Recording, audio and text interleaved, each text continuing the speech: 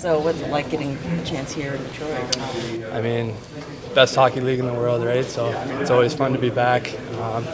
It's super exhilarating. Like I said, I'm very grateful for the opportunity to be here. What do you hope to bring here during your time here? What type of, how would you describe your style, your game?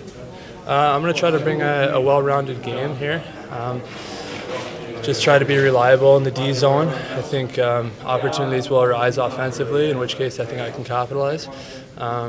But just try to play a well-rounded game, be reliable defensively, and hopefully help out in the face-off circle as well. Specifically with New Jersey, what kind of challenge do they present?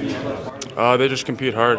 They compete really hard, and coming off a loss, they're going to be pretty hungry. So we just got to be ready to match their compete and their work ethic. What do you think you guys are doing differently in those two games than you've done the beginning of the season? It's just keeping a full 60 minutes of hockey going the whole time.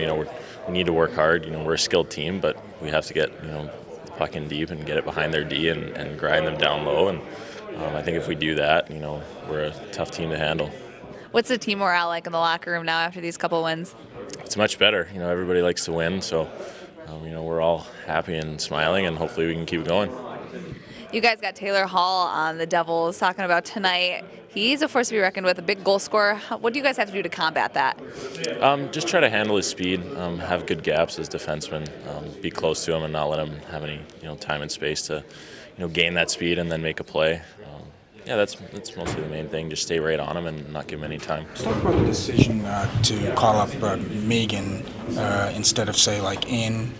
Yeah, no, you know what? I like Christopher N a lot as a player, and at one point we were going to go with both of them. And what I've been told from down there is Megan's been their best player every single night, and I would say he had a real good training camp. They're both similar in that I think they're real accountable defensively, and so.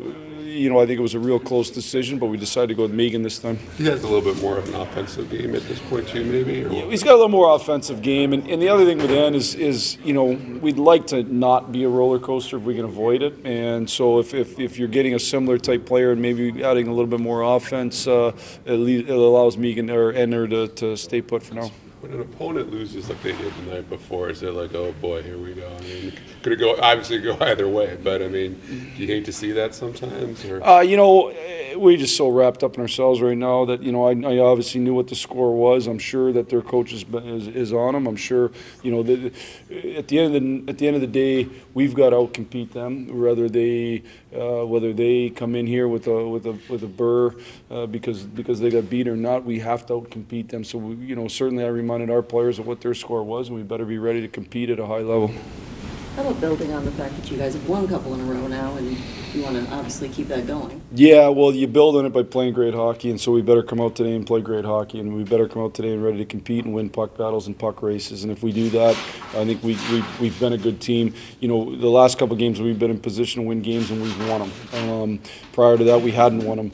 Confidence matters, and the more you win, the more confidence you have, and the better you feel about yourself. But the only way to keep it is to make sure you come out and you're playing with that same kind of drive and competition level.